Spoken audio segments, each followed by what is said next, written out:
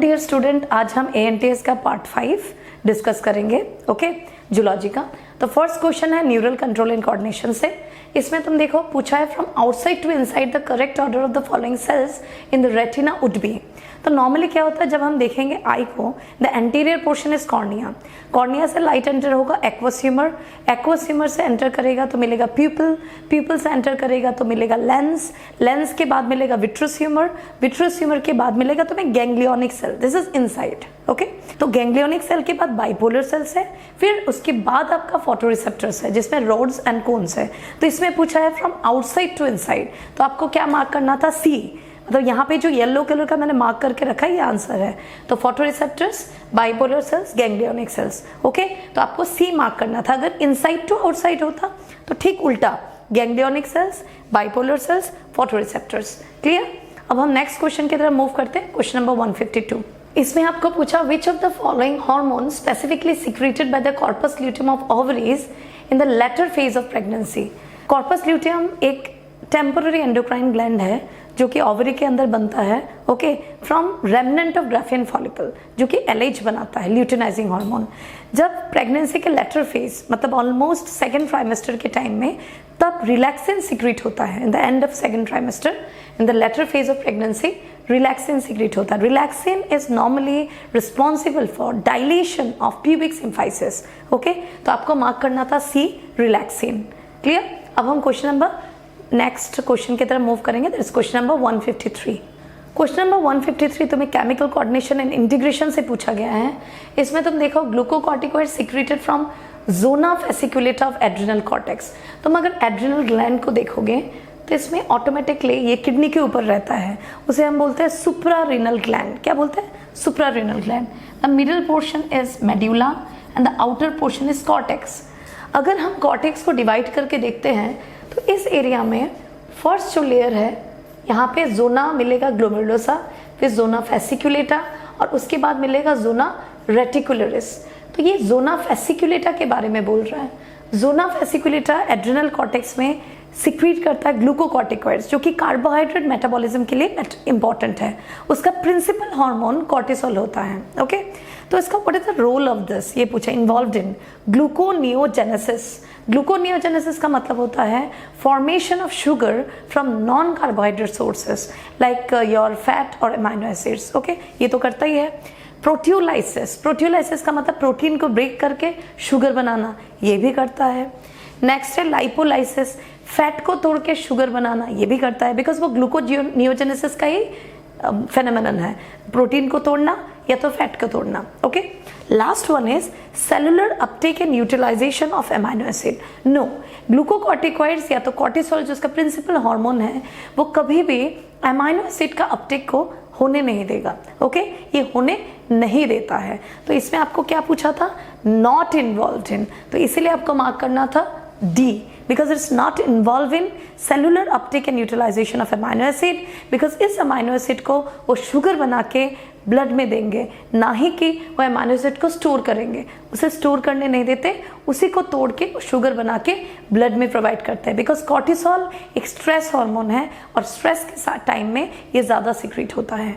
ठीक है, और आपके लिए एक टिप्स है कि नॉर्मली जब स्ट्रेस होता है, जब कॉर्टिसोल सिक्रीट होता है, अभी एग्जाम का टाइम है, एंग्जाइटी है, थोड़ा बहुत लेवल अप डाउन करेगा। अब डार्क चॉकलेट खाना मैं हमेशा से ही बोलती हूँ और ये काम करता भी है। ओके, चलो अब नेक्स्ट क्वेश्चन देखेंगे। Question number 154। क्वेश्चन नंबर 154 भी आपको केमिकल कोऑर्डिनेशन एंड इंटीग्रेशन से पूछा गया है। Which hormone is involved in regulation of calcium in blood by decreasing it. इसका मतलब क्या है? देखो, PTH जो होता है वो कैल्शियम मेटाबॉलिज्म करता है। PTH कब सिक्रीट होगा? जब कैल्शियम लेवल ब्लड में कम होगा। ओके, ब्लड में कैल्शियम कम है तो पता चलता है पैराथायरॉयड ग्लैंड को, जो कि थायराइड ग्लैंड के डॉर्सल साइड में है, वो सिक्रीट करता है पैराथॉर्मोन। पैराथॉर्मोन जाके किडनी को सिग्नल देता है, किडनी सिक्रीट करता है कैल्सिट्रियोल। क्या सिक्रीट करता है? कैल्सिट्रियोल। इसके बाद PTH और calcitriol there involved in reabsorption of calcium from renal tubules, इसके बाद गैस्ट्रोइंटेस्टाइनल ट्रैक्ट और ब्लड से नहीं, बोन से कैल्शियम लाके ब्लड को देते हैं। इसका मतलब PTH and calcitriol both are involved in increasing the calcium level in blood. इसमें कहा है कि जब कैल्शियम लेवल ब्लड में ज़्यादा होता है तो उसे रेगुलेट कौन करता है, तब तुम बोलोगे थायरोकैल्सिटोनिन। थायरोकैल्सिटोनिन एक हार्मोन है जो थायराइड ग्लैंड सिक्रीट करता है from parafollicular cells, follicle के बाहर होता है वो। फाइन, मैं तुम्हें दिखाती हूँ एक डायग्राम। अगर तुम थायराइड ग्लैंड को देखोगे, this one is your thyroid gland. अब इसके अंदर कुछ फॉलिकल्स रहते हैं like this, this are follicles.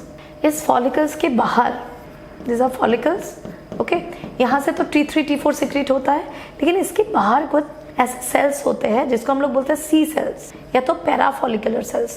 Parafollicular cells, ये पैराफॉलिकुलर सेल्स सिक्रीट करता है एक हार्मोन जो कि थायरोकैल्सिटोनिन है, उसका नेचर प्रोटीनस है, okay, and they are responsible for maintaining the blood calcium level, no, regulating the blood calcium level by decreasing it and maintains the bone calcium level। maintain बोलने से better रहता है because वो bone के calcium level को बढ़ाता है और ब्लड के कैल्शियम लेवल को रेगुलेट करता है बाय डिक्रीजिंग इट, याद रखना। इसलिए इसमें थायरोकैल्सिटोनिन मार्क करना था।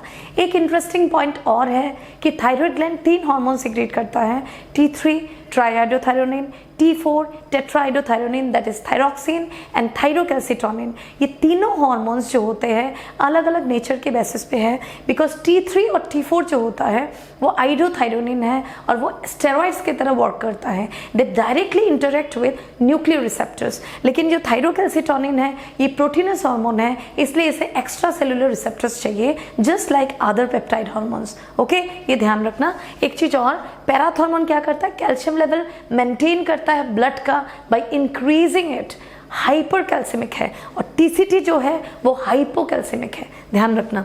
थायरॉक्सिन जो होगा, थायरॉक्सिन नॉर्मली क्या होता है हमारे ब्लड में हेल्प करता है, is a metabolic regulator, metabolic regulator का काम करता है। और मेलाटोनिन सीक्रेट होता है फ्रॉम पीनियल ग्लैंड जो कि ब्रेन में होता है, and this is responsible for sleep awake cycle, okay, diurnal cycle. जो बायोलॉजिकल क्लॉक है वो मेलाटोनिन भी मेंटेन करता है एंड ये पीनियल ग्लैंड से सीक्रेट होता है। क्लियर?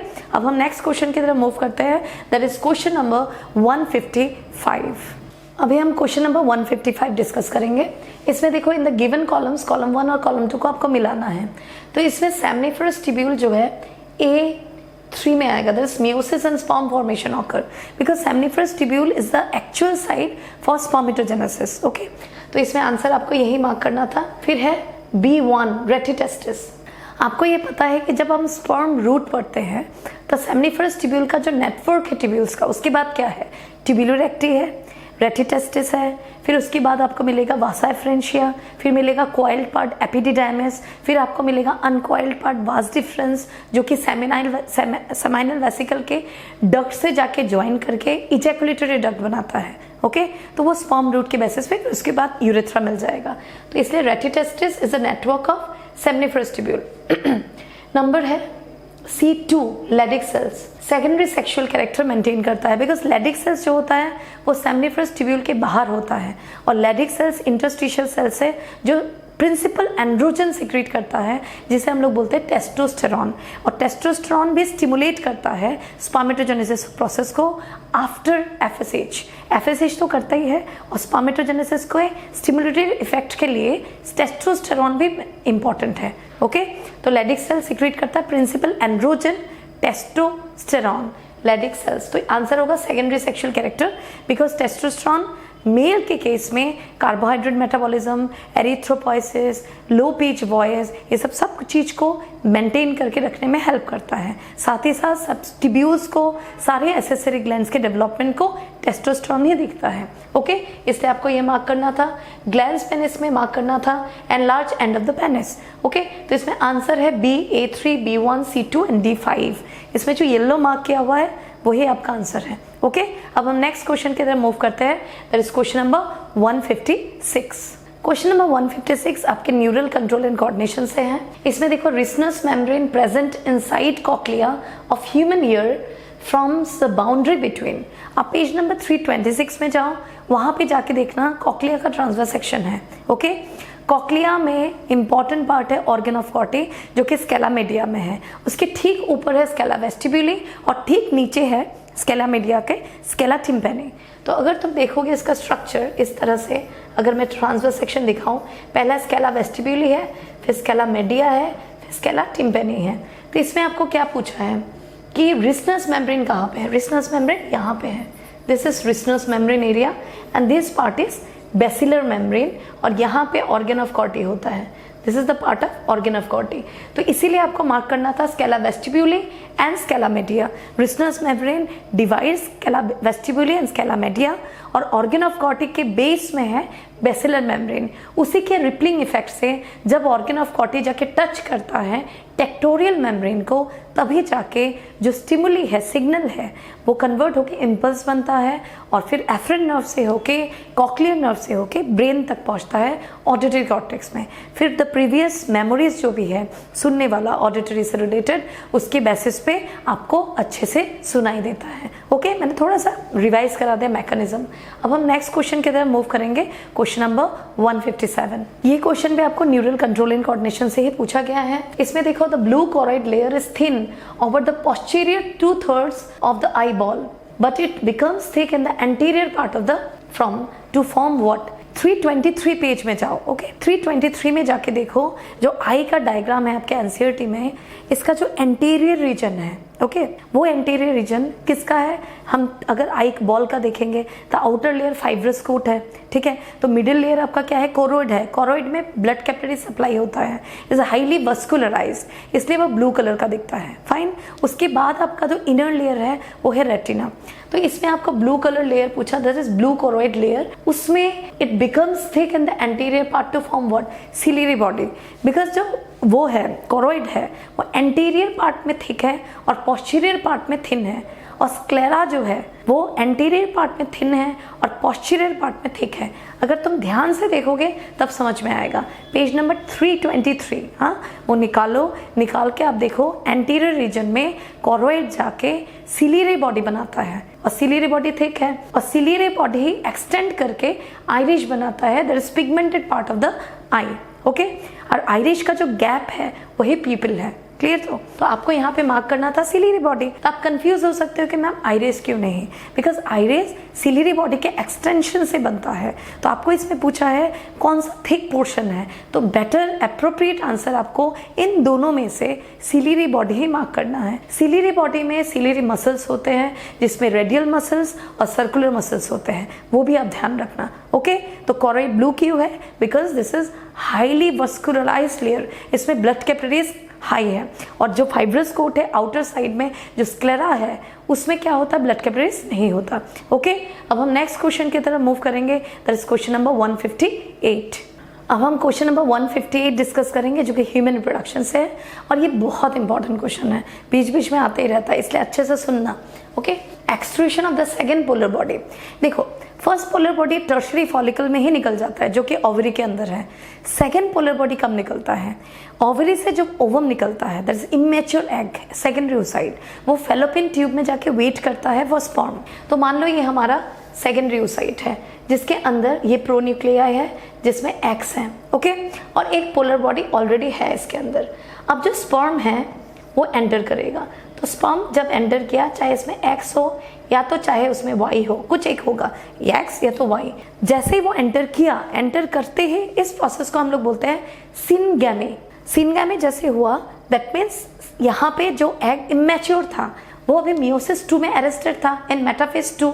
ये मेटाफेज 2 अभी कंप्लीट करेगा और सेकेंड पोलर बॉडी रिलीज कर देगा। जैसे सेकेंड पोलर बॉडी रिलीज हुआ, उसके बाद ये दोनों न्यूक्लियाई फ्यूज होंगे, जिसको हम लोग बोलते हैं एम्फीमिक्सिस। उसके बाद जाइगोट बनेगा। ओके, वो ध्यान रखना है। दैट मीन्स इसमें बेस्ट आंसर क्या था? Inside the secondary oocyte after the entry of sperm before fertilisation. Before fertilisation. तो इसमें कंफ्यूजन आता है कि स्पर्म जब एंटर कर ही लिया तो फर्टिलाइजेशन तो हो गया। नहीं, फर्टिलाइजेशन का 2 स्टेप है, one is syngamy, another one is amphimixis.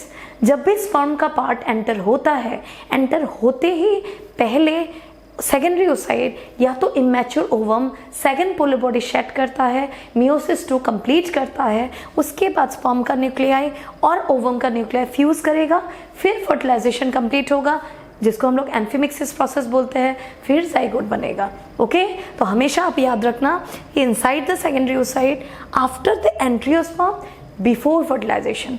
और फर्स्ट पोलर बॉडी कहाँ पे रिलीज होता है? Inside the ovary itself, that is inside the tertiary follicle, जिसमें वो मियोसिस 1 कंप्लीट करके फर्स्ट पोलर बॉडी को रिलीज करते हैं। क्लियर? अब हम नेक्स्ट क्वेश्चन की तरफ मूव करते हैं, that is question number 159। Question number 159 भी ह्यूमन रिप्रोडक्शन से है। Mark the correct set of for enteral follicles. What है एंट्रल फॉलिकल? जो एंट्रम है वो कैविटी है, और ये कैविटी किस में दिखता है? ये कैविटी दिखता है ग्राफिन फॉलिकल में और टर्शियरी फॉलिकल में।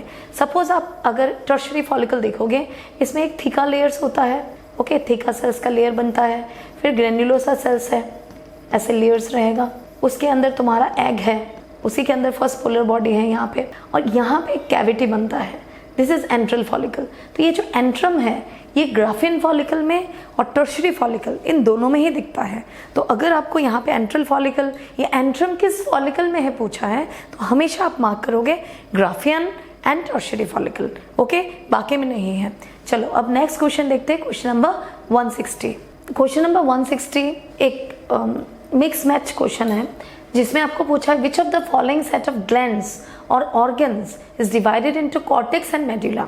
नॉर्मली कॉर्टेक्स एंड मेडुला सब में नहीं होता, तो ऐसा कौन कौन सा पार्ट है जिसमें तुम्हें कॉर्टेक्स और मेडुला दिखेगा? सपोज किडनी है, किडनी में कॉर्टेक्स एंड मेडुला है, ओवरीज है, कॉर्टेक्स एंड मेडुला है, एड्रिनल ग्लैंड है, कॉर्टेक्स एंड मेडुला है। तो इन दैट बेसिस आपको ये मार्क करना था, kidneys, ovaries and adrenal gland, okay. तो इसमें टेस्टिस में नहीं है, पीनियल ग्लैंड में नहीं है, हार्ट में नहीं है, तो आपको याद रखना kidney, ovary and adrenal gland में कॉर्टेक्स और मेडुला होता है। ऐसे बीच बीच में कुछ क्वेश्चंस आते हैं जो थोड़ा सा मिक्स मैच रहता है। अब नेक्स्ट क्वेश्चन देखेंगे, क्वेश्चन नंबर 161। क्वेश्चन नंबर 161 आपको केमिकल कोऑर्डिनेशन एंड इंटीग्रेशन से पूछा है। इसमें आपको पूछा कौन सा ट्रू स्टेटमेंट है इसमें से? Maximum iodine is stored in thyroid gland, correct है। Thyrocalcitonin is a non iodinised hormone, जो मैंने अभी बोला था, ये भी करेक्ट है, पैराफॉलिकुलर सेल से सिक्रीट होता है। Stroma is present inside the thyroid gland, no. एक चीज मैं बताऊं आपको, ये फॉलिकुलर सेल्स है, अभी मैंने कहा था ना थायराइड ग्लैंड का, फॉलिकुलर सेल्स के बाहर कुछ लूज कनेक्टिव टिश्यूज होते हैं ऐसे, ओके। इसी लूज कनेक्टिव टिश्यू को हम लोग बोलते हैं स्ट्रोमा, जो कि ओवरी में भी होता है, स्ट्रोमा, ओके। तो stroma is a loose connective tissue जो कि फॉलिकल के बाहर है, अंदर नहीं। तो इसलिए यहाँ पे गलत है, क्योंकि इसमें इनसाइड लिखा हुआ है, ये नहीं होना था, आउटसाइड होता तो करेक्ट होता। टीसीटी इज हाइपोकैल्सेमिक, मैंने आपको कहा था, because TCT thyrocalcitonin thyroid gland secrete करता है और ब्लड के कैल्शियम लेवल को लो करता है by taking it towards the bone, okay. अब नेक्स्ट क्वेश्चन देखेंगे, क्वेश्चन नंबर 162। क्वेश्चन नंबर 162 ये mechanism of hormone action, chemical coordination integration chapter से है। इसमें आप 340, 341 में आपको ये मिल जाएगा।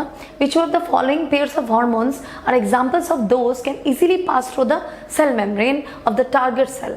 नॉर्मली क्या होता है, कुछ हार्मोन्स होते हैं जो पेप्टाइड हार्मोन्स होते हैं, प्रोटीनस है, या तो तुम्हारा जो एमाइन डिराइवेटिव्स है, अमाइनो एसिड डिराइवेटिव, सबको एक्स्ट्रा सेलुलर रिसेप्टर चाहिए, मेम्ब्रेन बाउंड रिसेप्टर, क्योंकि वो एंटर नहीं कर सकते, तो रिसेप्टर्स बाहर की तरफ होगा, ओके। तब यहाँ पे हार्मोन्स बैठेंगे और सिग्नल पास करेंगे सेकेंडरी केमिकल मैसेंजर्स को, सेकेंडरी केमिकल मैसेंजर्स को। तो इसमें आपको पूछा कि ऐसा कौन सा हार्मोन है जो डायरेक्टली एंटर कर सकता है और न्यूक्लियर रिसेप्टर से जाके बाइंड करता है, and they can change the gene expression also, ठीक है। तो इसमें अगर आप देखोगे कॉर्टिसोल जो कि स्टेरॉइड है और टेस्टोस्टेरोन ये भी स्टेरॉइड है, दोनों ही एंटर कर सकता है directly inside the cell and they get binds to nuclear receptor. तो इसमें बेस्ट आंसर होगा ये कि इसमें ये पेप्टाइड आ जा रहा है, ये है पेप्टाइड, ये पेप्टाइड है, पेप्टाइड है, ये एंटर कर सकता है, लेकिन ये एंटर नहीं कर सकता, तो इसमें से ये एंटर कर सकता है। तो हमारा बेस्ट सेट क्या था, कॉर्टिसोल और टेस्टोस्टेरोन, जो कि डायरेक्टली जाके न्यूक्लियर रिसेप्टर्स में जो रिसेप्टर्स है उससे जाके एक्ट कर सकते हैं अंदर, ओके। तो इसमें आंसर था बी, कॉर्टिसोल एंड टेस्टोस्टेरोन। ऐसे क्वेश्चन कभी भी आए कि कौन सा बाइंड कर सकता है न्यूक्लियर रिसेप्टर से, तो आपका बेस्ट ऑप्शन होगा स्टेरॉइड हार्मोन का सेट एंड आइडोथाइरोनिन, जो कि T3 है और T4 है, ओके। अब हम नेक्स्ट क्वेश्चन देखते हैं, क्वेश्चन नंबर 163। इसमें आपको पूछा है ह्यूमन प्रोडक्शन से, in human testis for nourishment during spermiogenesis the spermatids get attached to.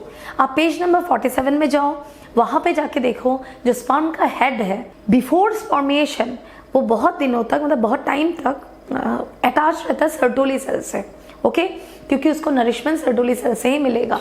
तो यही क्वेश्चन है जो आपके रिफर कर सकते हो पेज नंबर 47 एनसीईआरटी 12 से। हाँ, एनसीईआरटी 12 सर्टोली सेल से वो अटैच रहता है। जैसे ही फॉर्मेशन हो गया, जो भी उसको नरिशमेंट प्रोवाइड करेगा वो है फ्रुक्टोज, और फ्रुक्टोज उसे मिल जाएगा कहाँ पे, एपिडिडर्मिस में, सिक्रीटेड बाय एसेसरी ग्लैंड्स। कौन सिक्रीट करता है fructose and calcium? Accessory gland, जो कि पेज नंबर 44 में मेंशन है। ओके, अब हम नेक्स्ट क्वेश्चन देखते हैं, क्वेश्चन नंबर 164। क्वेश्चन नंबर 164 ये आपको एक्चुअली पूछा गया है फ्रॉम केमिकल कोऑर्डिनेशन इंटीग्रेशन। इसमें आप देखो GnRH that is gonadotropin hormone releasing hormone from hypothalamus. Hypothalamus दो हाइपोथैलेमिक हार्मोन सिक्रीट करता है, releasing hormone and inhibiting hormone. आपको ये पता होना चाहिए कि जो हमारा एंटीरियर एंड पोस्टीरियर पिट्यूटरी है वो हाइपोथैलेमस के कंट्रोल में है, but in different way. Okay, ये पेज नंबर 333 में आपको डायग्राम मिल जाएगा। फिर भी आप देख लो, सपोज ये हाइपोथैलेमिक न्यूरॉन है, ये हाइपोथैलेमिक न्यूरॉन यहाँ एंटर नहीं करता डायरेक्टली एंटीरियर पिट्यूटरी में। यहाँ पे एक पोर्टल वेसल है, इसको क्या बोलेंगे, portal vessel, portal blood vessel. ये पोर्टल ब्लड वेसल्स के थ्रू यहाँ पे रिलीजिंग हार्मोन और इनहिबिटिंग हार्मोन रिलीज करता है from this part. Okay, that means anterior pituitary adenohypophysis hormone खुद बनाता है, like thyroid stimulating hormone, gonadotropin hormone, growth hormone सब बनाता है और स्टोर भी करता है। लेकिन उसका जो रेगुलेशन है कि इसे कब सिक्रीट करना है और कब नहीं करना है, ये डिसीजन हाइपोथैलेमस लेता है। तो ये रेगुलेशन करता है secreting gonadotropin, suppose releasing hormone, और समटाइम इनहिबिटिंग। अगर थायराइड हार्मोन को सिक्रीट करना है तो स्टिमुलेटिंग, कभी इनहिबिटिंग, ऐसे।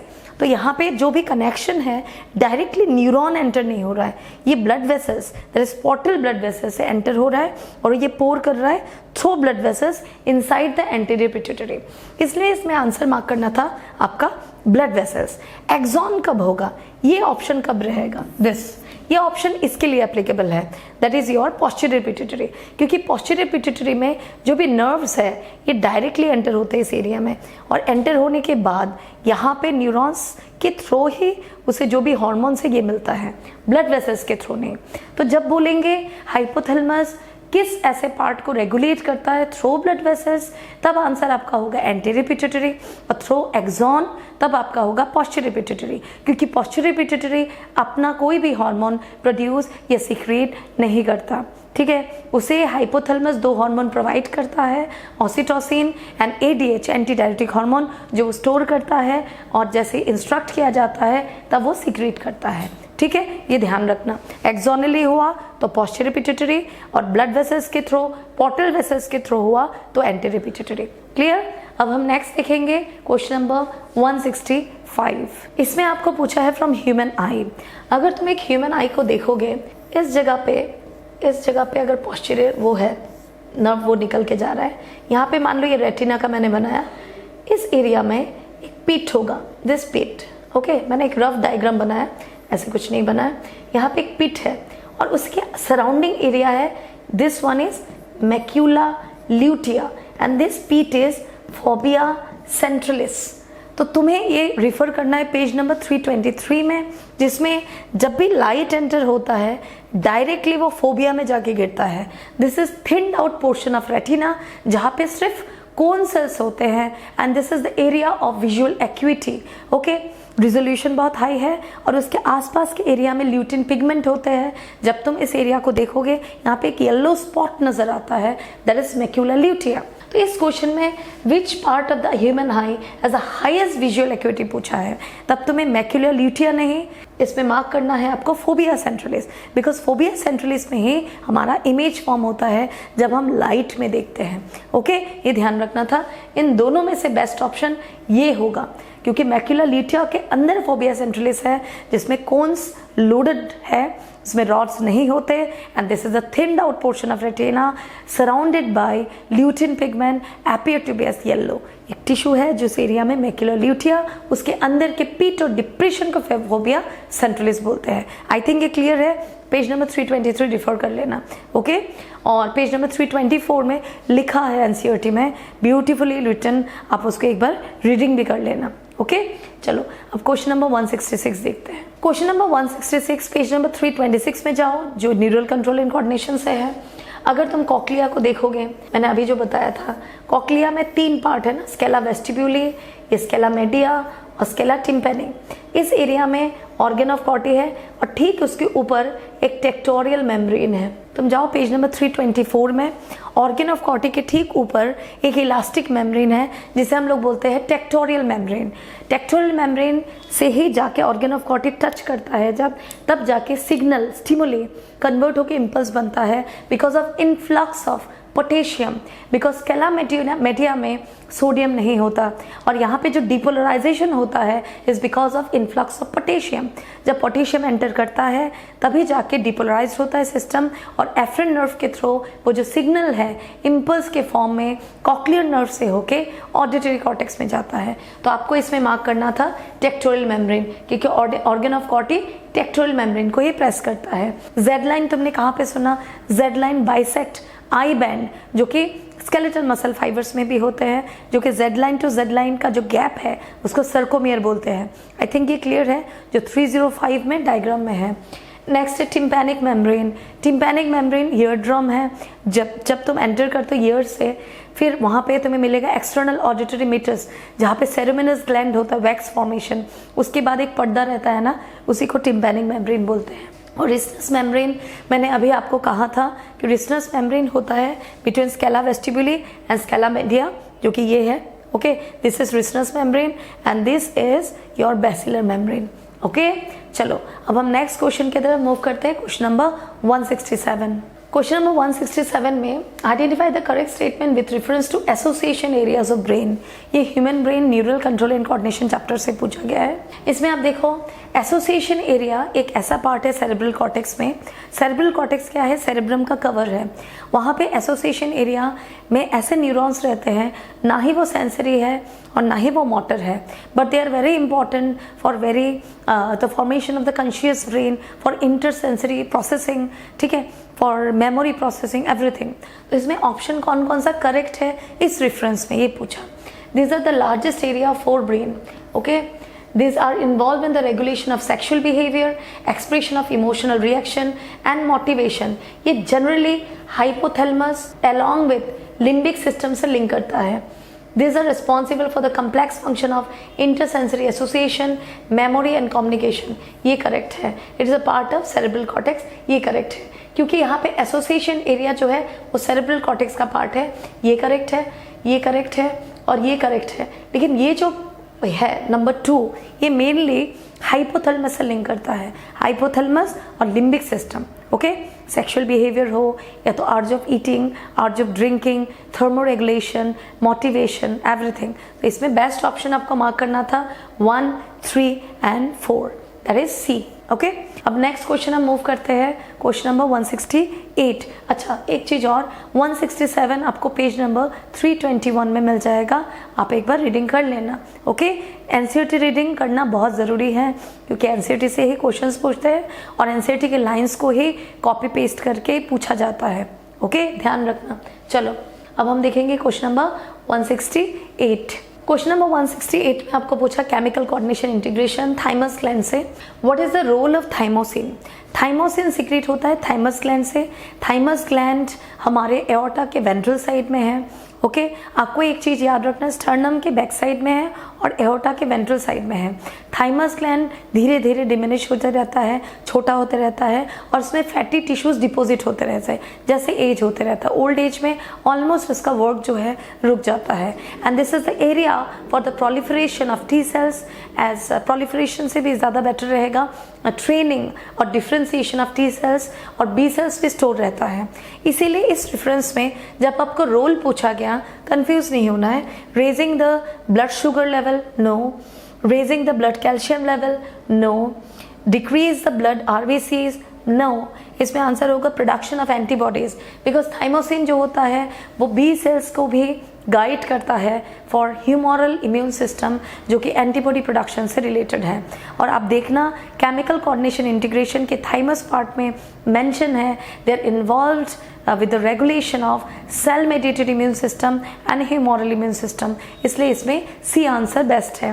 बाकी ऑप्शंस को अगर तुम देखो, raising the blood sugar level अगर तुम्हें पूछे कौन कौन सा हार्मोन्स इन्वॉल्व है, तब कॉर्टिसोल बोलोगे, फिर ग्लूकागॉन बोलोगे, फिर कैटेकोलामाइंस बोलोगे. They are involve in increasing the blood sugar level because they are participating in stress situation, emergency situation. Next है raising the blood calcium level. Blood calcium level वाला hormones है PTH as well as that is parathormone and calcitriol of kidney. Okay, last option है decrease in blood RBC.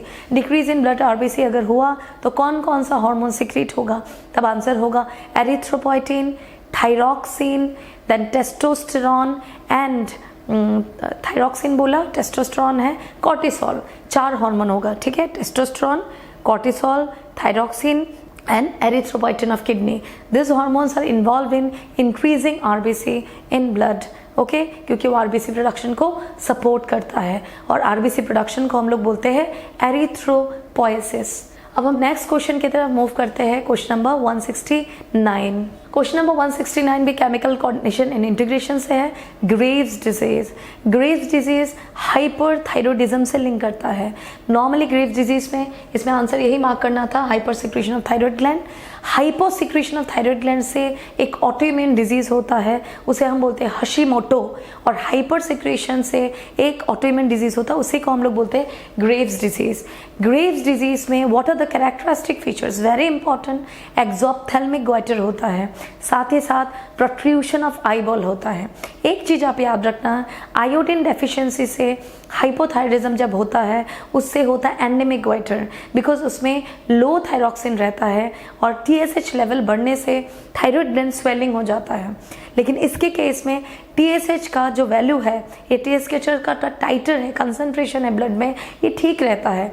लेकिन हमारे blood में कुछ एक ऐसा एंटीबॉडी, फॉल्टी एंटीबॉडी बनता है जो TSH के रोल को मिमिक करके थायराइड ग्लैंड को एनलार्ज करने में हेल्प करते हैं.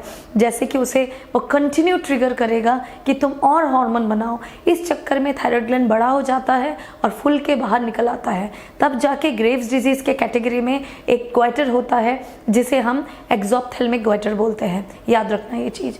अब हम नेक्स्ट क्वेश्चन की तरफ मूव करते हैं. Question number 170. अभी मैंने आपको ये बोला ही था कि mark the correct set of hyperglycaemic hormone. What is hyperglycaemic? Sugar level कौन सा हार्मोन इंक्रीज करता है? तो ऑब्वियसली मैंने अभी कहा था आपको cortisol and glucagon. Cortisol, glucagon, catecholamines, they're involved in increasing the sugar level during stress situation. Okay, एक चीज और याद रखना, कॉर्टिसोल का रोल जो है वो इंसुलिन के ऑपोजिट है और ग्लूकागॉन का रोल भी इंसुलिन के ऑपोजिट है, बिकॉज इंसुलिन हाइपोग्लाइसेमिक है. ओके, और वो सेलुलर अपटेक को सपोर्ट करता है और कॉर्टिसोल और ग्लूकागॉन अपटेक को सपोर्ट नहीं करता. खासकर कॉर्टिसोल एमाइनो एसिड अपटेक को सपोर्ट नहीं करता और ग्लूकागॉन शुगर के अपटेक को सपोर्ट नहीं करता. ओके, और इंसुलिन का जो टारगेटेड सेल्स है जिसको जाके वो बताता है कि तुम ग्लूकोज लो और जमा करो, वो है adipocytes as well as hepatic cells. वो याद रखना है.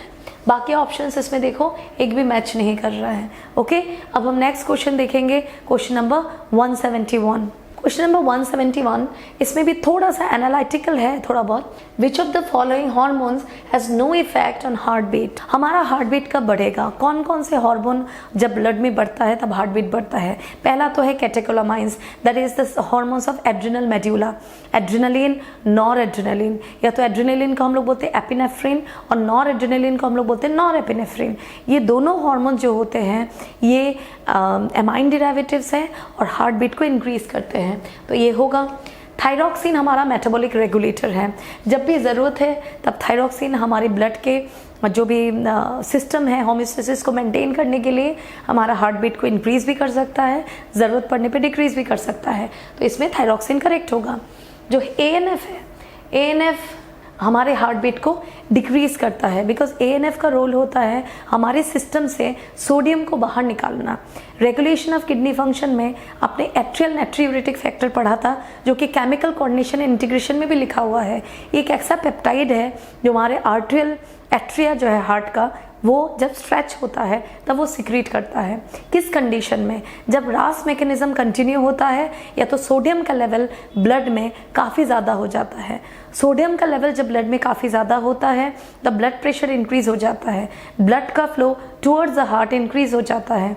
ब्लड के हार्ट कैन सेंस कि प्रेशर इंक्रीज हो चुका है, वो किडनी को बचाने के लिए जब वो ब्लड को भेजता है टुवर्ड्स द, जब ब्लड जाता है किडनी की तरफ, तब जाके एफरेंट आर्ट्रियोल जो होता है एएनएफ जाके उसे डायलेट कर देता है, क्योंकि बहुत देर तक कंस्ट्रिक्ट रखने से एफरेंट आर्ट्रियोल ये फट सकता है। अगर प्रेशर ज़्यादा बढ़ गया एफरेंट आर्ट्रियोल के फटने से ग्लोमेरुलस फट सकता है, इससे किडनी डैमेज हो सकता है। उसी चीज़ को रोकने के लिए हार्ट एएनएफ को सिक्रीट कराता है, जिसे हम लोग बोलते हैं एट्रियल, मतलब एट्रियम, नेट्री मतलब केमिकल नेम ऑफ सोडियम, यूरेटिक मतलब यूरिन से निकालना सोडियम को, ठीक है, इसलिए इससे नाम पड़ा एट्रियल नेट्रीयूरेटिक फैक्टर। जब सोडियम को एट्रियल नेट्रीयूरेटिक फैक्टर के थ्रू हम निकाल देंगे ऑटोमेटिकली ब्लड प्रेशर क्या होगा, डिक्रीज हो जाएगा और हार्ट बीट भी हमारा ऑप्टिमम लेवल में आ जाएगा और उसको हम बोल सकते हैं कि हार्ट बीट इंक्रीज से डिक्रीज हो गया। तो in that basis they are regulating the heart rate. तो इसलिए ये भी आंसर करेक्ट है। ये तीनों ही कहीं ना कहीं हार्ट बीट से लिंक है, लेकिन FSH is not linked because follicle stimulating hormone is mainly linked with spermatogenesis and oogenesis। Okay, तो इसमें ये आप समझ गए होंगे। अब हम नेक्स्ट क्वेश्चन देखेंगे 172। ये क्वेश्चन पेज नंबर 323 में दिया है और बहुत दिन से टारगेट किया भी नहीं है, आ सकता है, इसलिए आप 323 सेंस ऑर्गन जो है आई के ठीक ऊपर वो पढ़ लेना। अगर पुराना एनसीईआरटी बुक है तो वो नहीं रहेगा, तब आप सप्लीमेंट्री देखोगे उसमें मेंशन रहेगा, पीछे जो पेजेस रहते हैं। इसमें तुम देखो the nose contains mucus coated receptors which are specialised for receiving the sense of smell and are called olfactory receptors. This are made up of olfactory epithelium. Olfactory epithelium को हम लोग बोलते हैं Schneiderian membrane. Okay, Schneiderian membrane olfactory epithelium that contains 3 kinds of cells। तो उसमें same type of line से लिखा है, इसमें 5 नहीं है, 6 भी नहीं है, 2 नहीं है, 3 इज करेक्ट, इसलिए यही मार्क करना था, बाकी तो सेम ही लिखा हुआ है। ऑल्फैक्टरी एपिथेलियम हमारे नाक के अंदर रहता है, नोज के अंदर नियर, वो उसे हम निडेरियन मेम्ब्रेन भी बोलते हैं। आप एक बार डायग्राम देख लेना और पेज नंबर 323 में पढ़ लेना। डायग्राम एनसीईआरटी में नहीं है, आप गूगल इमेज में देख लेना। ओके, अब हम नेक्स्ट देखेंगे question number 173। Question number 173 neural control and coordination का स्टेटमेंट्स के हिसाब से कुछ क्वेश्चंस है from different pages. Identify the incorrect statement. Sodium potassium ATPase is an electrogenic pump that helps to maintain electrochemical ionic gradient across exolemma. Actually क्या होता है, जब भी हमारा सिस्टम रेस्टिंग पोटेंशियल में है और स्टिमुली आया तब सोडियम ECF से ICF के तरफ एंटर होगा। ठीक है, बाहर पहले पॉजिटिव था, सोडियम के एंट्री से एक्सोप्लाज्म में दैट इज ICF में पॉजिटिव आ जाएगा, दैट इज सोडियम एंटर हो चुका है, डीपोलराइज हो चुका। अब ये करंट फ्लो करेगा from A side to B side. मतलब अगर तुम देखो यहाँ पे अगर सोडियम एंटर हुआ तो ऑटोमेटिकली ये पॉजिटिव हो जाएगा और ये नेगेटिव हो जाएगा। ये पॉजिटिव ऑलरेडी है, अभी नेगेटिव है, तो इस पार्ट को हम डीपोलराइज बोलेंगे और ये अभी भी रेस्ट में है। ओके, जब ये करंट फ्लो करेगा इधर, ये करंट इधर फ्लो करेगा फॉर कंप्लीटिंग द सर्किट, उसी टाइम में यहाँ से पोटेशियम निकलेगा। निकल गया पोटेशियम निकल के हमारे सिस्टम को नेक्स्ट स्टिमुली के लिए रेडी करेगा, दैट इज रीपोलराइजेशन। लेकिन कभी ना कभी जब हम स्टिमुली से बार बार से आते रहता है स्टिमुली, तो सोडियम एंटर होता है, पोटेशियम निकल के सिस्टम को रेडी करता है, सोडियम एंट्री होता है, पोटेशियम निकल के सिस्टम को रेडी करता है फॉर द नेक्स्ट स्टिमुली, ऐसे कंटिन्यू होता है। डीपोलराइजेशन नहीं हुआ तो तुम कोऑर्डिनेट भी नहीं कर पाओगे एक्सटर्नल इन्वायरमेंट से। तो इस चीज़ से धीरे धीरे कहीं ना कहीं जाके सोडियम बार घुसने से अंदर सोडियम ट्रैप हो जाता है ICF में। सोडियम ट्रैपिंग हुआ और पोटेशियम ज़्यादा इफ्लक्स हो जाता है फ्रॉम ICF टू ECF। तो जो होमियोस्टेसिस है एक न्यूरॉन का और जो तुम्हारे एक्सोन पार्ट का जो एक होमियोस्टेसिस है कि सोडियम को बाहर ज़्यादा रहना है और पोटेशियम को अंदर ज़्यादा रहना है, वो बिगड़ जाता है। उस चीज़ को कंट्रोल करने के लिए सोडियम पोटेशियम पंप ओपन होता है, जिसमें 3 sodium from ICF to ECF move करेगा और 2 potassium from ECF to ICF move करेगा कुछ देर तक। फिर सिस्टम रेस्टिंग पोटेंशियल अटेन करता है फ्रॉम रेस्टिंग मेम्ब्रेन।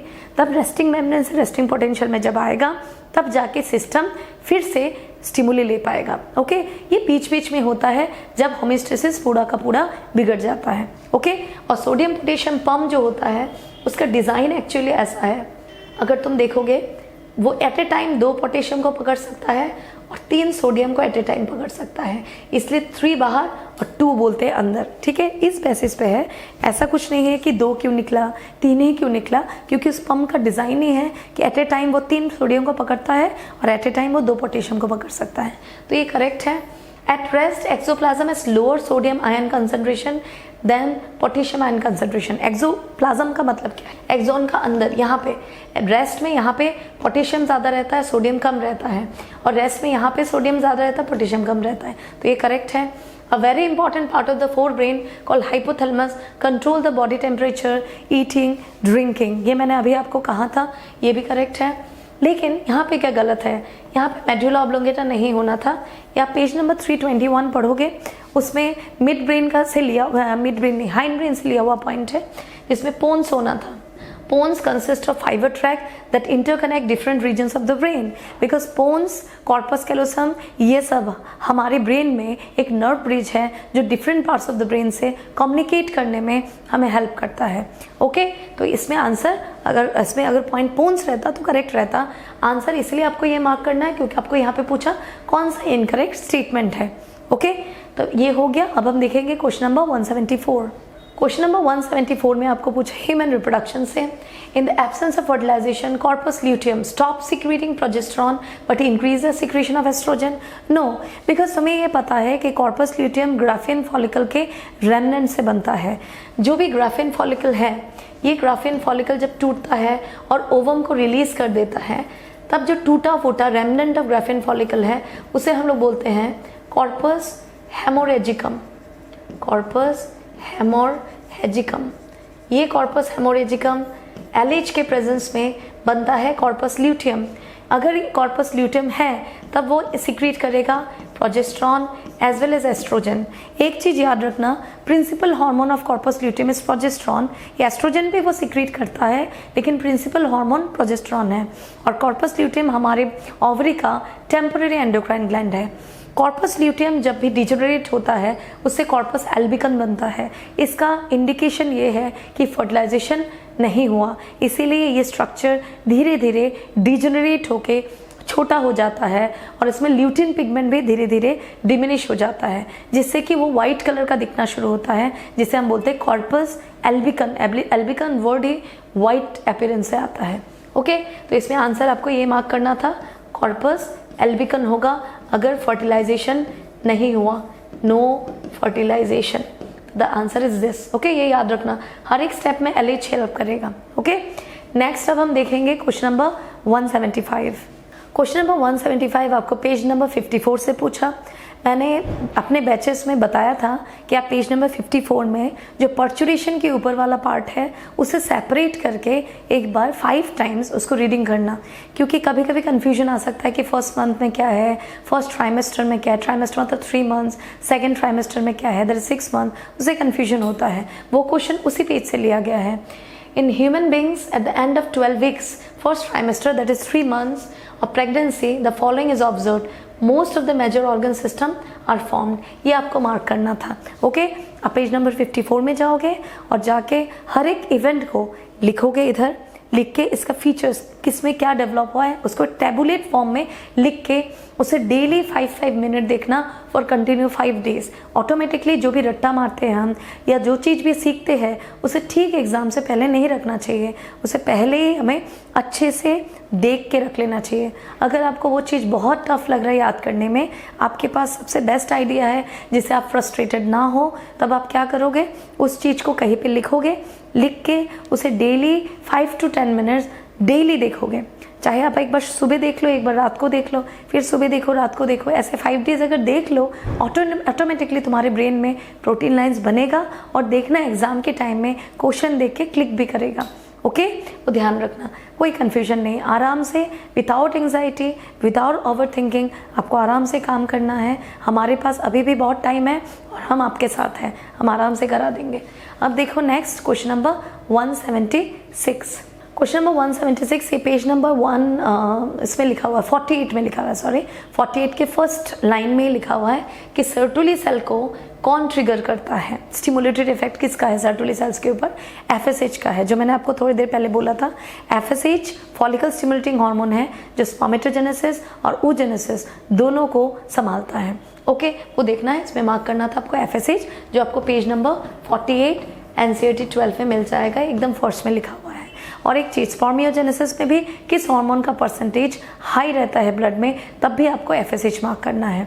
एक चीज मैं एक्स्ट्रा बता दूं, एफएसएच को स्टॉप करने के लिए कौन सा हार्मोन होता है, तब तुम बोलोगे इनिबिन हार्मोन, जो कि टेस्टिस में सर्टुली सेल सिक्रीट करता है, और इनिबिन हार्मोन ओवरीज में ग्रेन्युलोसा सेल सिक्रीट करता है, और एक्टिविन भी सिक्रीट होता है जो एफएसएच को सिक्रीशन को सपोर्ट करता है।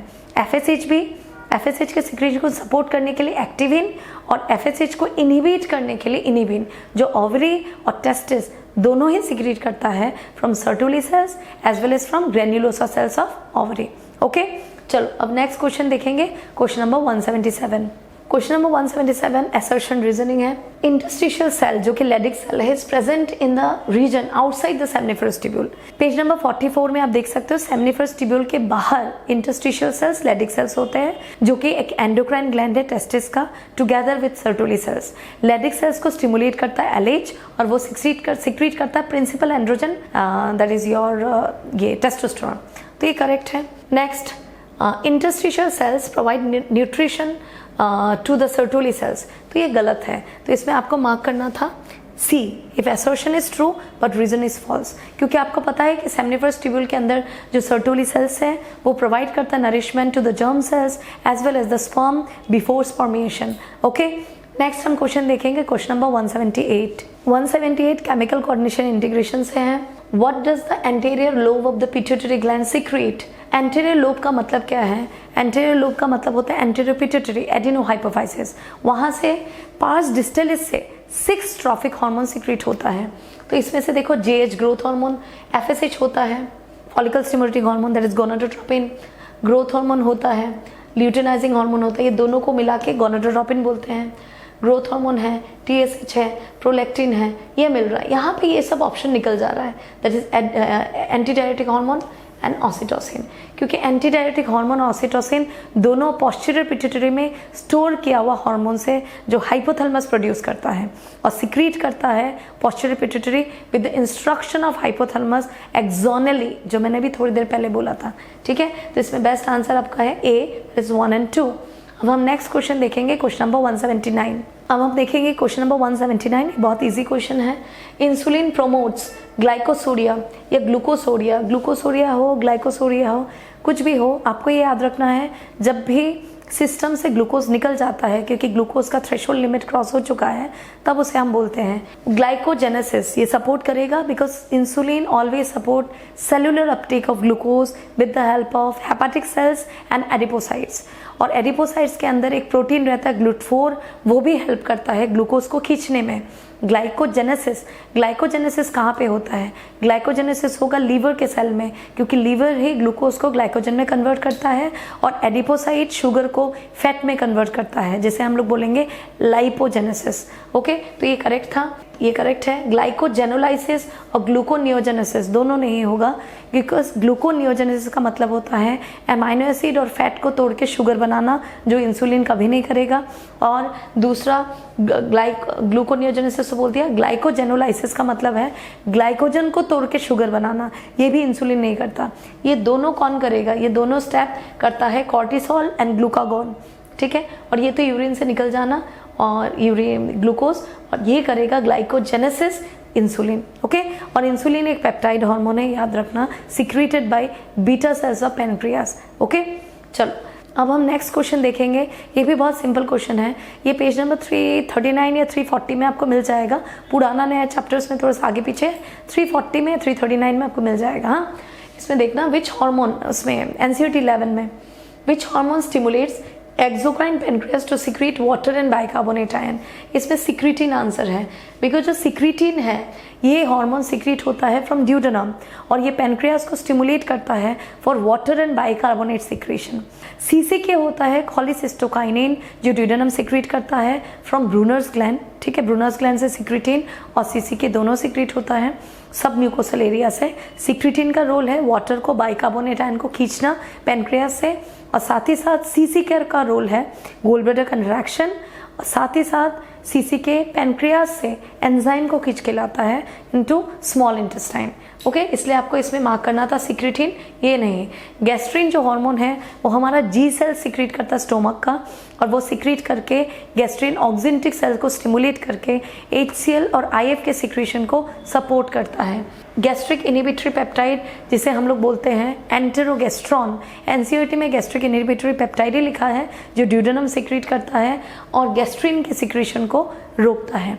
ओके, ये इसका एंटागोनिस्टिक है। सिक्रीटिन और कॉलीसिस्टोकाइनिन का टारगेट दोनों का पेनक्रियास है, ठीक है, लेकिन सिक्रीशन जो होगा कॉलीसिस्टोकाइनिन के थ्रू पेनक्रियास से वो एंजाइम का होगा और सिक्रीटिन का वाटर और बाइकार्बोनेट आयन का। अब हम नेक्स्ट क्वेश्चन देखेंगे, question number 181। Name the steroid hormone in human body which regulates water and electrolytes। अब water और electrolytes को रेगुलेट करने वाले पेप्टाइड हार्मोन्स भी होते हैं जो कि वेसोप्रेसिन है, ADH एंटी डायरेटिक हार्मोन जो बनाता है हाइपोथैलेमस और सिक्रीट करता है न्यूरो हाइपोफाइसिस। तो इसमें ये आंसर नहीं मार्क करना है क्योंकि आपको स्टेरॉइड पूछा, तो द बेस्ट आंसर इसमें एल्डोस्टेरॉन है, क्योंकि एल्डोस्टेरॉन सिक्रीट होता है एड्रिनल कॉर्टेक्स के जोना ग्लोमेरुलोसा से। जोना ग्लोमेरुलोसा एल्डोस्टेरॉन सिक्रीट करा के जब भी हमारे सिस्टम में सोडियम और वाटर का लेवल कम हो जाता है तब वो DCT और खासकर कलेक्टिंग डक्ट से सोडियम को, NaCl को और साथ ही साथ वाटर को खींच के सिस्टम में बैक देता है। एक डाउट है सबका रहता है हमेशा कि ADH का anti diuretic hormone that is vasopressin और एल्डोस्टेरॉन का टारगेट एरिया क्या है, DCT है ना कलेक्टिंग डक्ट है। दोनों ही करेक्ट है, लेकिन अगर DCT और कलेक्टिंग डक्ट दोनों है ऑप्शन में तब आप कलेक्टिंग डक्ट मार्क करोगे या तो कलेक्टिंग ट्यूब्यूल मार्क करना। ओके, क्यों? क्योंकि कलेक्टिंग डक्ट इज एरिया जहाँ पे जाके सभी नेफ्रॉन के लास्ट वाला जो ट्यूब है वो अटैच होता है। तो this is the main area जहाँ से हम लार्ज अमाउंट ऑफ वाटर को खींच के या तो NaCl को खींच के बॉडी में बैक कर सकते हैं। ओके, इसलिए इसमें हमेशा याद रखना, कंफ्यूज नहीं होना है। DCT कलेक्टिंग डक्ट ऑप्शन है तो बेटर आंसर कलेक्टिंग डक्ट होगा। कभी कभी कलेक्टिंग ट्यूब्यूल भी रहता है तो आप कलेक्टिंग ट्यूब्यूल मार्क कर देना। क्लियर? इसका अगर तुम पढ़ना है तुम देख लेना 297 के ऊपर वाले पोर्शन में कलेक्टिंग ट्यूब्यूल लिखा हुआ है और रेगुलेशन में भी डिस्टल पोर्शन लिखा है, DCT डायरेक्टली नहीं लिखा है। डिस्टल पोर्शन में कलेक्टिंग डक्ट भी आता है। ओके, वो याद रखना। और इसमें आंसर एल्डोस्टेरॉन क्यों है? क्योंकि उन्होंने आपको पूछा कौन सा स्टेरॉइड हार्मोन है जो रेगुलेट करता है water and electrolyte. Aldosterone secreted from zona glomerulosa of adrenal cortex. Clear हो गया? अब नेक्स्ट देखेंगे 182। इसमें इन 182 भी बहुत सिंपल है, chemical signal that has both endocrine and neural roles. इसमें बेस्ट आंसर एड्रेनालिन ही है, that is catecholamines, adrenaline, noradrenaline जो कि सिनर्जिस्टिक काम करता है। इसका रोल होता है neural as well as endocrine, because endocrine के बेसिस पर अगर तुम देखोगे हार्मोन सिक्रीशन को कराता है, पूरे बॉडी के फिजियोलॉजी को चेंज भी कराता है, न्यूरॉन्स को भी अफेक्ट करके ब्रीदिंग रेट बढ़ाता है, हार्ट रेट बढ़ाता है, ऑटोमेटिकली ब्लड वेसल्स को डायलेट करता है, ब्लड का जो ऑक्सीजन है उसको सेल तक पहुंचाता है जिससे कि सेल को ऑक्सीजन मिले और जो स्टोर्ड फूड है, एसिमुलेटेड फूड है, उसे तोड़ के तुम्हें एनर्जी मिले। तो इसमें आंसर आपको मार्क करना था एड्रेनालिन, जिसका और एक नाम है एपिनेफ्रिन, एड्रिनल मेड्यूला का हार्मोन है। ओके, अब हम नेक्स्ट क्वेश्चन देखेंगे, question number 183। Vibration of stapes are sent to. अब इसमें एक डाउट रहता है सबका, जब भी तुम जाओगे पहले 325 निकाल के बैठना। पहले तुम्हारा एयर जो एयर है या तो सिग्नल है जो मैं बात कर रही हूँ या कोई भी आपसे बात करता है उसे सिग्नल है हमारे यहाँ पे स्ट्राइक करता है, ईयर पिन्ना में स्ट्राइक करके वो एंटर करता है अंदर एक्सटर्नल ऑडिटरी मीटर्स जहाँ पे तुम्हारा वैक्स सिक्रीट होता है। फिर मिलेगा पर्दा, उस टिम्पैनिक मेम्ब्रेन के बाद मिलेगा मेलियस, उसके बाद इनकस, फिर मिलेगा स्टेपिस। स्टेपिस ओवल विंडो से कनेक्टेड है और ओवल विंडो किसके पार्ट से connected? Oval window of cochlea. समझ गए? ये चीज़ सब लोग छोड़ देते हैं, but written in NCERT in 325 page, वो देख लेना। Vibration of stapes are sent to incus of this oval window of vestibular, no oval window of cochlea. Cochlea के है, क्योंकि वो हेयरिंग वाला लेके ओवल विंडो जो है उसके वहाँ पे स्टेपिस है। जब मेलियस इनका स्टेपिस वाइब्रेट करता है तो ओवल विंडो जाके ओवल विंडो में जो स्टेपिस है वो भी वाइब्रेट करता है और वही चीज़ जाके रिपल कराता है जो फ्लूइड है पेरिलिम्फ। फिर ये पेरिलिम्फ वाला जो फ्लूइड है वेस्टिबुलर एपरेटस और वेस्टिबुलर एपरेटस नहीं, स्केला वेस्टिब्यूली में, और नीचे है आपका स्केला टिम्पेनी जो हमने बात किया था, और स्केला मीडिया में ऑर्गन ऑफ कॉटी है। बेसिलर जो तुम्हारा वो है बेसिलर मेम्ब्रेन है, उसी के ऊपर तुम्हारा ऑर्गन ऑफ कॉटी है। तो बेसिलर मेम्ब्रेन जब हिलेगा ऑर्गन ऑफ कॉटी हिलेगा, ठीक है। ऑर्गन ऑफ कॉटी जाके टच करेगा किसी टेक्टोरल मेम्ब्रेन को, जो मैंने कहा था, तभी जाके वहाँ पे इम्पल्स जनरेट होकर ब्रेन तक जाता है। तो इसमें बेस्ट आंसर ये था oval window. For this you can refer to page number 325, okay. NCERT 11 ध्यान रखना। अब नेक्स्ट देखेंगे question number 184। During physical exercise which of the following not occur. ये बहुत अच्छा क्वेश्चन है। इसमें ये पूछा कहाँ से है, अब तुम सोचोगे। न्यूरल कंट्रोल एंड कोऑर्डिनेशन में जो इंट्रोडक्टरी पोर्शन है फर्स्ट पेज में, जो नॉर्मली बहुत लोग छोड़ ही देते हैं, उसमें रीडिंग करना, वहाँ पे स्ट्रेस मैकेनिज्म लिखा हुआ है, उसी से रिलेटेड ये पॉइंट है। Increase energy demand, yes, stress mechanism में होगा। Increase the rate of respiration and heart beat, yes, मैंने अभी कहा था। मेडुला ऑब्लोंगेटा ट्रिगर होगा, ब्रीदिंग रेट बढ़ेगा, हार्ट रेट बढ़ेगा, ऑक्सीजन का सप्लाई बढ़ेगा, ब्लड वेसल्स डायलेट होगा, ब्लड का फ्लो सेल की तरफ बढ़ेगा, सेल को ऑक्सीजन मिलेगा, फूड टूटेगा, ऑक्सीजन मिलेगा, फूड टूटेगा, एटीपी मिलेगा, ओके। यहाँ पे क्या गलत है? इंक्रीज ऑक्सीजन सप्लाई तो करेक्ट है, लेकिन and increase urine formation, increase urine formation generally नहीं होगा यहाँ पे, बिकॉज जब भी हम स्ट्रेस मैकेनिज्म में रहते हैं, अगर तुम सिंपल सोचो, तब स्वेटिंग बहुत ज़्यादा होता है। अगर स्वेटिंग ज़्यादा हुआ, स्वेट ग्लैंड एक्टिवेट होता है, तब स्वेटिंग होने के कारण यूरिन फॉर्मेशन लो हो जाएगा। इसलिए आपको ये मार्क करना था। यहाँ पे ये गलत है, इंक्रीज्ड यूरिन फॉर्मेशन, ओके, ये नहीं होना था। यहाँ पे इंक्रीज ऑक्सीजन सप्लाईज ओके, लेकिन इंक्रीज यूरिन फॉर्मेशन यहाँ पे गलत है। अब हम नेक्स्ट क्वेश्चन देखेंगे, question number 185। No new ovarian follicles develops in secretory phase of ovarian cycle. Normally क्या होता है, फेजेस मेंस्ट्रुअल जो साइकिल में, ओवेरियन साइकिल में 3 है major phase. 1 is your follicular phase, proliferative phase, फिर उसके बाद आता है फर्स्ट आता है आपका, I am repeating the question number 185, मैं 185 पे बोल रही हूँ। क्वेश्चन नंबर 185 में आपको ह्यूमन रिप्रोडक्शन से पूछा, no new ovarian follicles develops in secretory phase of ovarian cycle. Ovarian cycle को हम लोग मेंस्ट्रुअल साइकिल बोलते हैं, जिसमें 3 मेजर फेज हैं। फर्स्ट है मेंस्ट्रुएशन, ब्लीडिंग फेज, सेकंड है follicular phase, that is a proliferative phase, उसी के अंडर में आता ओवुलेटरी फेज। फेज लिख सकते हो, एक सब फेज है उसके अंडर में, लेकिन बुक में नहीं दिया है। उसके बाद है secretory phase, that is luteal phase. तो इसमें क्या पूछा है कि ओवेरियन साइकिल में no new ovarian follicles develop in secretory phase, जो कि एकदम लास्ट फेज है, ल्यूटेल फेज, जिसमें कॉर्पस ल्यूटेम बन जाता है। क्यों? Because of gonadotropin levels are low at that time. FSH level एकदम गायब ही हो जाता है, फॉलिकल ग्रो नहीं करेगा। LH लेकिन रहता है, क्योंकि LH का रोल बहुत है, ग्राफिन फॉलिकल को रप्चर कराना, ओवम निकालना, फिर उसी ग्राफिन फॉलिकल को ठीक करके कॉर्पस ल्यूटेम बनाना, अगर फर्टिलाइजेशन हो गया उसे इम्प्लांट करवाना, कॉर्पस ल्यूटेम के स्ट्रक्चर को मेंटेन करना, ये सब है। लेकिन FSH तो चाहिए, अगर FSH नहीं है ओवेरियन फॉलिकल तो डेवलप नहीं होगा। इसलिए यहाँ पे बेस्ट आंसर है गोनाडोट्रोपिन लेवल्स आर लो, क्योंकि एट दैट लेवल FSH तो होता नहीं है, LH होते हुए भी फायदा नहीं होगा। तो इसलिए हमें as a whole gonadotropin are low ये मार्क करना था। बाकी ऑप्शन नहीं मिलेगा, क्योंकि एस्ट्रोजन और प्रोजेस्टेरोन जो होता है वो कॉर्पस ल्यूटेम से लिंक है। एस्ट्रोजन ग्राफिन फॉलिकल भी सिक्रीट करता है, but not linked with the ovarian follicle growth. Ovarian follicle के ग्रोथ के लिए, फॉलिकुलर डेवलपमेंट के लिए, फॉलिक्यूलोजेनेसिस के लिए हमें FSH चाहिए, जो कि नहीं होगा इस स्टेज में, ओके। इसलिए आंसर आपका बी है। नेक्स्ट हम देखेंगे क्वेश्चन नंबर 186। क्वेश्चन नंबर 186 भी बहुत सिंपल क्वेश्चन है। इसमें पूछा choose correct option diploid cells of the following cell. ये सब क्वेश्चन देखो इजी है, लेकिन यहाँ पे सिली मिस्टेक्स होने का ज़्यादा चांसेस होता है। बहुत सारे बच्चे पढ़ने में काफ़ी अच्छे हैं, लेकिन कुछ सिली मिस्टेक्स होता है। It is mainly because of the stress and anxiety, जो अभी होने नहीं देना है, ओके। अच्छा, तो इसमें देखो ये डिप्लॉयड होगा, क्योंकि इसमें 2n है, स्पर्मेटोगोनिया डिप्लॉयड है, जाइगोट डिप्लॉयड है, सेकेंडरी ओसाइट जो होगा हैप्लॉयड है, प्राइमरी स्पर्मेटोसाइट डिप्लॉयड है, ओवम जो होगा ये तुम्हारा ओवम हैप्लॉयड है, ओवम इसमें हैप्लॉयड है, उगोनिया डिप्लॉयड है, पोलर बॉडी में कुछ ऐसे लिखना नहीं है, प्राइमरी स्पर्मेटोसाइट डिप्लॉयड है, स्पर्मेटोजोआ हैप्लॉयड है, और पोलर बॉडी में कुछ ऐसे लिखना नहीं है। तो बेस्ट ऑप्शन ए है, primary oocyte, spermatogonia, zygote, okay. अब हम नेक्स्ट क्वेश्चन देखते हैं, that is question number 187। Question number 187 भी आपको ह्यूमन रिप्रोडक्शन से पूछा है। Spermatogenesis start at the age of puberty due to significant increase in the secretion of. मैं तुम्हें एक सजेशन देना चाहूंगी, पेज नंबर 47 निकालो एनसीईआरटी 12 का और लास्ट पैराग्राफ को अच्छे से पढ़ो। ओके, हमेशा याद रखना अटेनमेंट ऑफ सेक्सुअल मैच्योरिटी या स्पर्मेटोजेनेसिस प्रोसेस जो होता है वो किस हार्मोन के इंक्रीज होने से होता है? Gonadotropin hormone, releasing hormone of hypothalamus. ठीक है, इससे रिलेटेड है, इसलिए आपको बी मार्क करना था, गोनाडोट्रोपिन नहीं, जो कि पेज नंबर 47 के एकदम लास्ट पैराग्राफ में मेंशन है।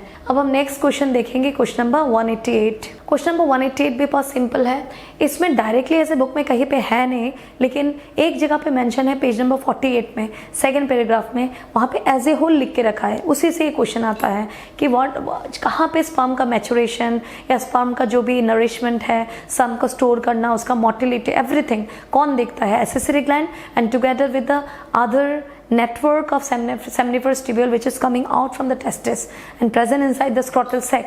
उसमें से बेस्ट आंसर एपिडिडाइमिस होगा, बिकॉज एपिडिडाइमिस में मैचुरेशन ऑफ स्पर्म्स होता है, उसके मोटिलिटी को अटेन करा के उसे डीकैपेसिटेट किया जाता है।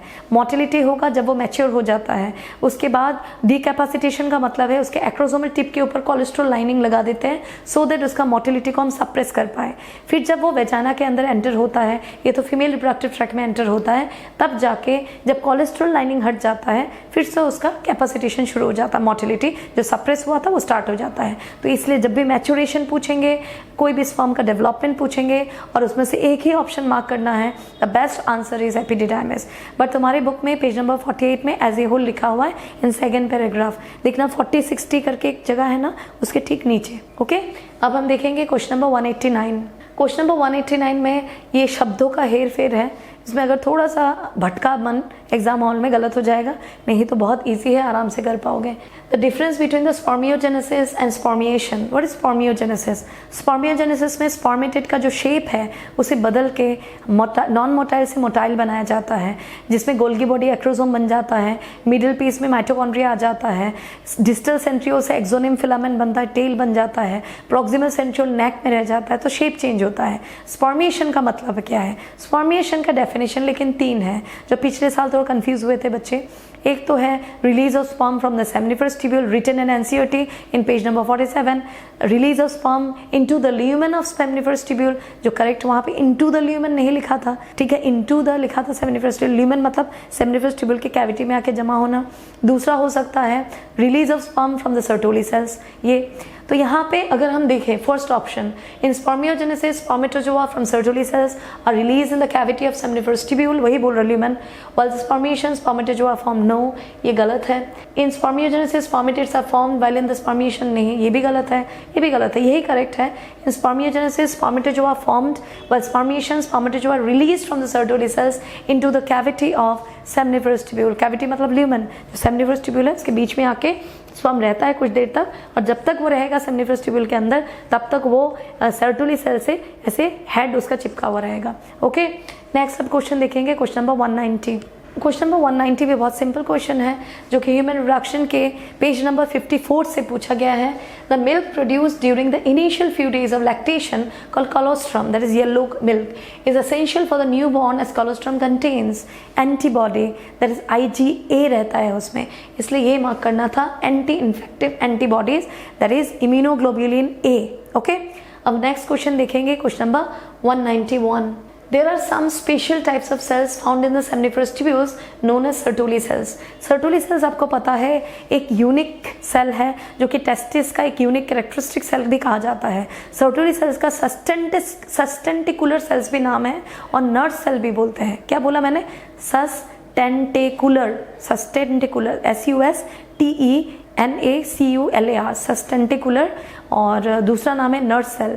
ये सपोर्टिव सेल्स हैं, क्योंकि वो डायरेक्टली अगर तुम देखो ये क्या कर रहा है, स्पर्म को नरिशमेंट प्रोवाइड करना, जर्म सेल्स को नरिशमेंट प्रोवाइड करना, फिर उसके बाद एक फैक्टर सिक्रीट करता है जो पेज नंबर 48 के फर्स्ट लाइन में लिखा हुआ है, androgen binding protein. Androgen binding protein नहीं लिखा है, वहाँ पे सिर्फ फैक्टर लिखा है, जो कि लैडिक सेल्स के टेस्टोस्टेरोन को खींच के सेमिनिफरस ट्यूब्यूल तक लेके आता है। ओके, ये सब काम है। तो इसमें हमें मार्क करना था सपोर्टिव सेल्स है, बिकॉज वो स्पर्मेटोजेनेसिस को सपोर्ट करता है, नरिशमेंट प्रोवाइड करता है, अंदर जितनी भी गंदगी है, डेब्रीज है, उसे क्लियर करता है, सब कुछ करता है। तो इन दैट बेसिस सेमनिफरस ट्यूब्यूल का ये सपोर्टिव सेल्स है। अब नेक्स्ट क्वेश्चन देखेंगे हम, question number 192 in human unpaired male reproductive structure. इसमें डाउट आता है क्योंकि जब पेज नंबर 43 में आप देखोगे एनसीईआरटी 12 में, प्रोस्ट्रेट ग्लैंड जो होता है देखने में लगता है 2 है, एक्चुअली वो 1 है, अनपेयर्ड है। सेमाइनल वेसिकल 2 है, बल्बोरेथ्रल ग्लैंड, कॉपर्स ग्लैंड जो कि in either side of urethra 2 है,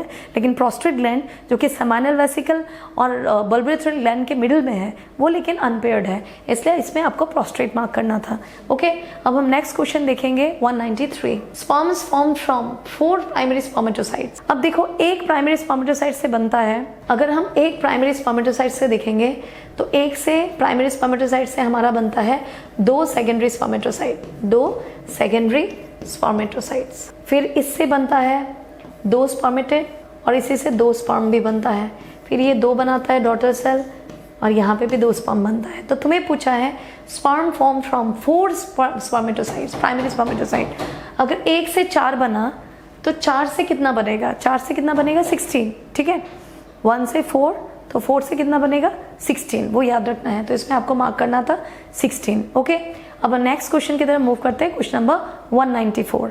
क्वेश्चन नंबर 194 ये मैं आपको बहुत बार अभी समझा चुकी हूँ। इसमें आपको मार्क करना था बिफोर सिक्रेटरी फेज। देख लो फिर भी, ovulation occurs with the influence of luteinising hormone. Yes, क्योंकि ग्राफियन फॉलिकल को LH वो रप्चर करके ओवम निकाल देता है। तो इसमें आपको पूछा है influence of luteinising hormone before menstruation, no, before proliferative phase, before secretory phase, after luteal phase. तो इसमें आपको मार्क करना है बिफोर सिक्रेटरी फेज, क्योंकि ल्यूटिल फेज के ठीक पहले ही ओवुलेटरी स्टेज आता है, जो कि प्रोलिफरेटरी फेज का एक सब फेज है जहाँ पे ओवम रिलीज होता है फ्रॉम ग्राफियन फॉलिकल। तो सिक्रेटरी फेज के ठीक पहले। ओके, पेज नंबर 50 रिफर करना, उसमें दिख भी रहा है ओव्यूलेशन हो रहा है। तो ये मार्क करना था, ovulation occurs with the influence of luteinising hormone before secretory phase. Okay, अब हम नेक्स्ट क्वेश्चन देखेंगे, क्वेश्चन नंबर 195। क्वेश्चन नंबर 195 भी ये हम डिस्कस कर चुके हैं। Temporary endocrine gland form from the remnant of Graafian follicle. Obviously क्या होगा? Corpus luteum. कॉर्पस हेमोरेजिकम क्या है? जब ग्राफियन फॉलिकल रप्चर होता है उससे जो स्ट्रक्चर बनता है उसे बोलते हैं कॉर्पस हेमोरेजिकम। फिर उसे ठीक करता है LH, बनाता है कॉर्पस ल्यूटियम। अगर फर्टिलाइजेशन हुआ तो वो लेटर फेज ऑफ प्रेगनेंसी तक रहेगा, रिलैक्सिन, एस्ट्रोजन और प्रोजेस्टेरोन सीक्रेट करेगा। अगर नहीं हुआ तो कॉर्पस ल्यूटियम डिजनरेट होके कॉर्पस एल्बिकम बन जाएगा। कॉर्पस कैलोसम क्या है? कॉर्पस कैलोसम एक नर्व ब्रिज है जो कि राइट ब्रेन और लेफ्ट ब्रेन के बीच में रहता है। और कॉर्पस एल्बिकम क्या है? कॉर्पस ल्यूटियम से बना हुआ एक डिजनरेटेड पीस जो धीरे धीरे गायब हो जाता है ओवरी के अंदर। ओके, अब नेक्स्ट हम देखेंगे question number 196। What is or are the correct statements about hormones? जो कि केमिकल कोऑर्डिनेशन इंटीग्रेशन के इंट्रोडक्टरी पोर्शन से, ये इंट्रोडक्टरी जो पार्ट है फर्स्ट पेज, उससे लिया गया है। Hormones are non nutrients chemicals, hormone act as intercellular messenger, hormones produce in trace amount, hormones में be protein, steroid, glycoproteins and biogenic amines. सब करेक्ट हैं। मैं बस ये थोड़ा सा बता दूं आपको, नॉन न्यूट्रिएंट तो है because they are not providing any nourishment, just they are triggering different cells for the different types of function और बायोकेमिकल और फिजियोलॉजिकल रिस्पॉन्स। नेक्स्ट है हार्मोन इंटरसेलुलर मैसेंजर्स हैं बिकॉज सेल टू सेल का communication को support करता है, क्योंकि nerve या न्यूरॉन हर एक सेल तक पहुंच नहीं पाता। हार्मोन्स में भी प्रोटीन, यस, ट्रेस अमाउंट तो पता ही आपको कम सीक्रेट होता है। और liver is the area for the breakdown of steroid hormones. जब भी स्टेरॉइड हार्मोन का यूज़ हो जाता है लीवर में डंप किया जाता है, लीवर उसको डिग्रेड करके सिस्टम से आउट करता है, फिकल मैटर से या तो यूरिन से। ओके, हार्मोन्स में भी प्रोटीन्स, यस, स्टेरॉइड भी होते, लिपिड डेरिवेटिव, ग्लाइकोप्रोटीन इसका मतलब शुगर और प्रोटीन का बना हुआ। और दूसरा आपका बायोजेनिक है, दैट इज एमाइन। एमाइन में एपिनेफ्रिन और एपिनेफ्रिन आ जाएगा, ठीक है, दैट इज योर कैटाकोलामाइंस। तो इसमें सभी ऑप्शन करेक्ट था। नेक्स्ट अब देखेंगे 197, बाइपोलर न्यूरॉन। ये तो आ रहा, उसमें लिखा हुआ है बी, इधर आ गया, बी इधर आना था। 197 में आपको याद रखना है, पेज नंबर 317 में जो जो दिया हुआ है सेम एज इट इज़ याद करना, वहीं से पूछते हैं। अगर पूछेंगे बाइपोलर न्यूरॉन कहाँ पे है, रेटिना। अगर तुम्हें पूछेंगे मल्टीपोलर न्यूरॉन कहाँ पे है, तो वहाँ पे सेरेब्रल कॉर्टेक्स लिखा है। यूनिपोलर अगर पूछेंगे एम्ब्रायो लिखा हुआ है। और नॉर्मली जो वो है क्या बोलते हैं ए पोलर या नर्व नेट किस में बना है, वो 316 में हाइड्रा में मेंशन है। ओके, इतना देख लेना। फिर है question number 198, which of the following is a both exocrine and endocrine function. ये भी बहुत सिंपल क्वेश्चन है।